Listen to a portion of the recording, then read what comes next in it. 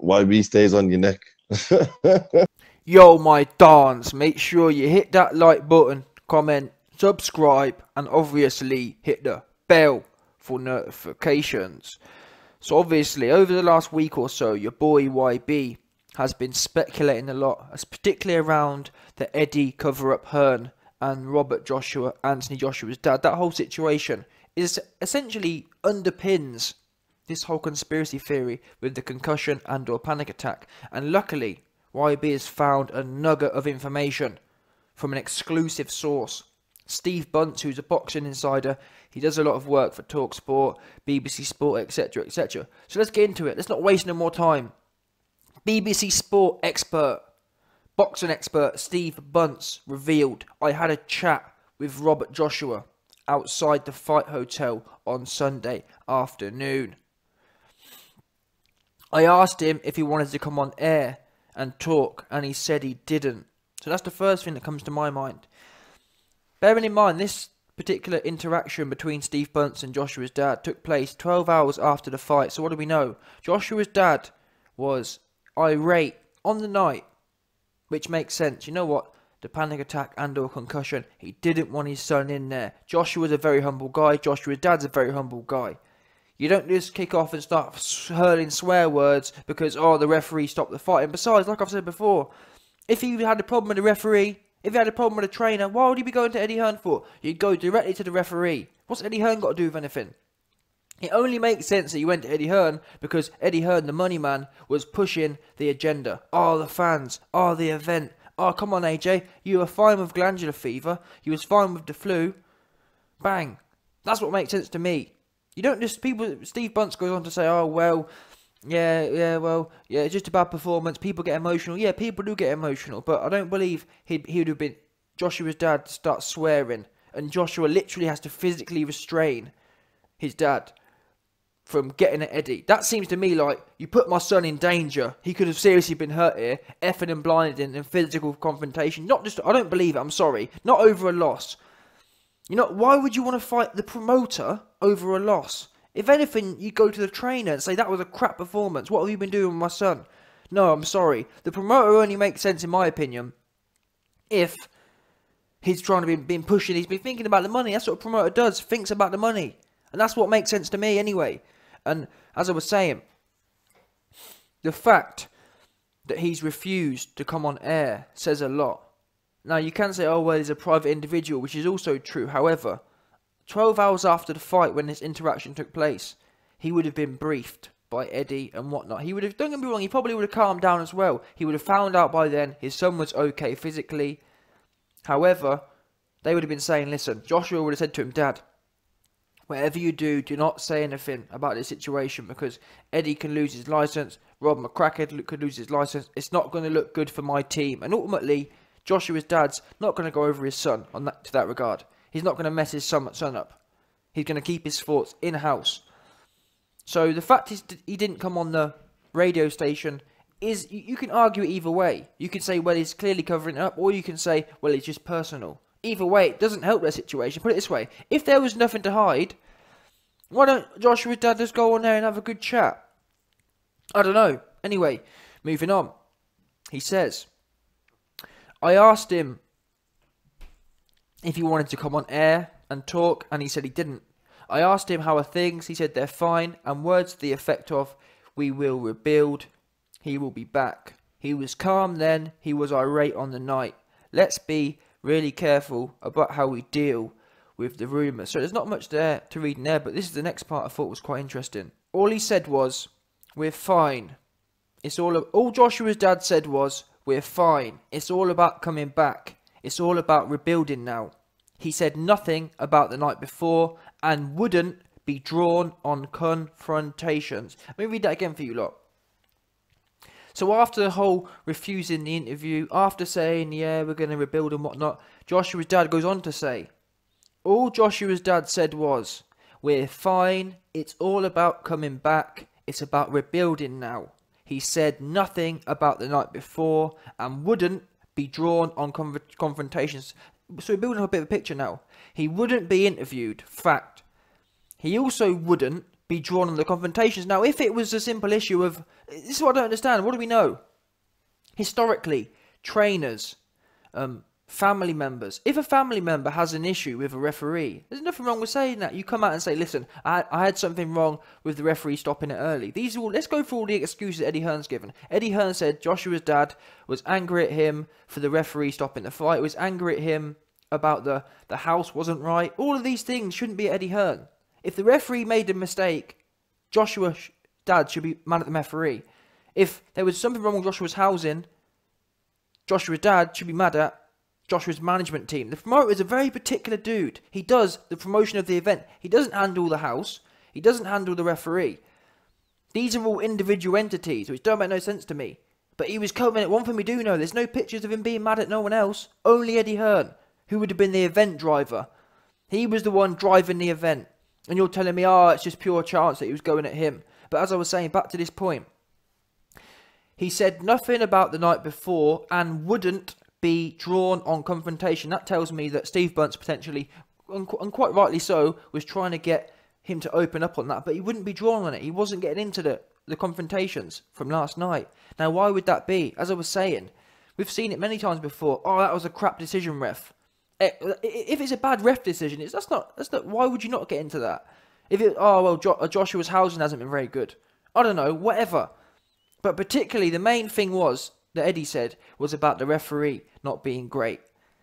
So if that was the issue, if AJ's dad was shouting about the referee not being great, why wouldn't he say to Steve Bunce, that was just misunderstanding. I was mad at the referee. I thought the referee stopped it early, but Joshua reassured me that he was finished, or he was happy with the decision. It was his fault. Why would you just shut down completely? I'll tell you why you'd shut down completely. You'd shut down completely because the real reason you've been briefed in them 12 hours between Steve Bunce seeing you and the fight ending, you've been briefed not to say nothing by the team. Because otherwise, if it was a simple, if it really was these little issues, you'd just say, listen, In fact, to the contrary, if it was little issues like the referee, if it was all this spilt milk business, the house or whatever, why wouldn't, as Joshua's dad, who's been accused of going at Eddie Hearn, wouldn't you want to come out and say, you know what, guys, I've heard Eddie Hearn's done all these evil things. I want to get the record straight. Let me come on record now and say, by the way, I've heard all these conspiracy theories. No, I was just mad at the referee. Wouldn't you do that? That's what I'd be doing. If someone was wrongly in the air, in the crosshairs of my anger, if there was pictures of me shouting at another dude, which was being interpreted wrong, I'd want to come out and say, listen, guys, massive misunderstanding. I was just emotionally charged and mad at the referee. Joshua's dad refuses to mention anything about anger and anything about that night, which to me smells fishy. It really does. If it was over like a little spilt milk incident, you'd just get out there. Listen, man, my son had just lost, and I was mad at the referee. I was looking for someone to blame. He don't do that, and the reason he don't is because he's not going to lie for Eddie. That's one thing he's not going to do. Joshua might lie for Eddie. Other people might lie for Eddie, but Joshua's dad ain't. That's his son. And whilst he may hold his silence, what he's not going to do is, he's not going to come out and tell all the stories about, he's not going to lie to himself and lie to other people and come out and say, I was actually effing and blinding. I was actually trying to physically get Eddie Hearn because of what the referee did. Who's going to believe that, for number one? But number two is, he ain't going to do that. Because in his mind, he still feels right, but what he's doing is he's protecting his son and the people around him. His son's come to him and told him, listen, Dad, whatever's happened now. It's in the past. Don't mention this to no one. Simple. Otherwise, if it was all these little simple things like the referee, you'd just say, misunderstanding, I was emotional, bang. But he doesn't want to entertain it. That's what I'm thinking anyway. If it was all these little things, you'd just come out and say, wouldn't you? You'd want to vindicate, you'd want to clear Eddie of any wrongdoing. Bearing in mind, these are egregious things that Eddie Hearn's been accused of, by the way. Putting a fighter in there concussed, putting a fighter in there panic attacked out. If that was me, if people were using me as proof, i.e., look, Joshua's dad was going at Eddie Hearn. This proves Eddie Hearn put him in the ring concussed and panic attacked out.